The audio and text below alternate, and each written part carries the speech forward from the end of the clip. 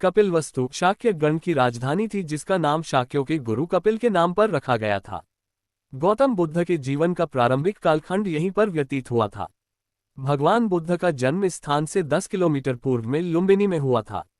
Archaeologic खुदाई और प्राचीन यात्रियों के विवरण अनुसार अधिकतर विद्वान कपिलवस्तु नेपाल के तिलोराकोट को मानते हैं, जो नेपाल की तराई के नगर तौलेहवा से 2 मील उत्तर की ओर है।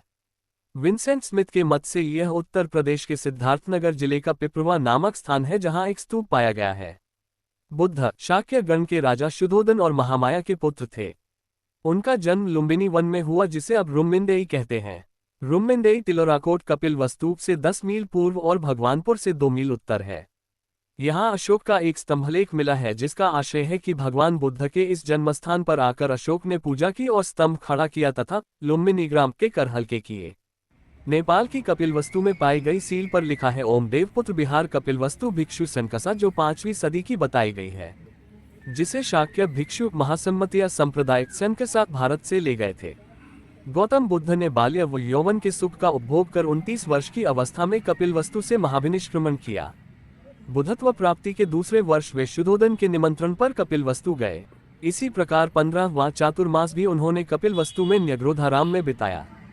यहाँ रहते हुए उन्होंने अनेक सूत्रों का उपदेश किया। 500 शाक्यों के साथ अपने पुत्र राहुल और वैमात्र भाई नंद को प्रवज्जा दी तथा शाक्यों और कोलियों का झगड़ा निपटाया। बुद्ध से घनिष्ठ संबंध होने के कारण इस नगर का बौद्ध साहित्य और कला में चित्रण प्रचुरता से हुआ है। इसे बुद्धचरित काव्य में कपिलस्य वास्तु तथा ललित विस्तर और त्रिपिटक में कपिलपुर भी कहा है। दिव्यावदान ने स्पष्टतः इस नगर का संबंध कपिल से बताया है। ललित विस्तर के अनुसार कपिलवस्तु बहुत बड़ा, समृद्ध, धनधान्य और जन से पूर्ण महानगर था, जिसकी 4 दिशाओं में 4 द्वार थे। नगर 7 प्रकारों और परिखाओं से घिरा था। ये वन, आराम, उद्यान और पुष्करणियों से सुशोभित था और इसमें अनेक चौराहे, सड़कें, बाजार, तोरणद्वार, हर्म्य, कुटागार तथा प्रासाद थे। यहाँ के निवासी गुणी और विद्वान थे। सौंदरानंद काव्य के अनुसार यहाँ के अमात्य मेधावी थे। पाली त्रिपिटक के अनुसार शाक्य क्षत्रिय थे और राजकार्य संथागार में एकत्र होकर करते थे। उनकी शिक्षा और संस्कृति का स्तर ऊंचा था। भिक्षुणी संघ की स्थापना का श्रेय शाक्य स्त्रियों को है।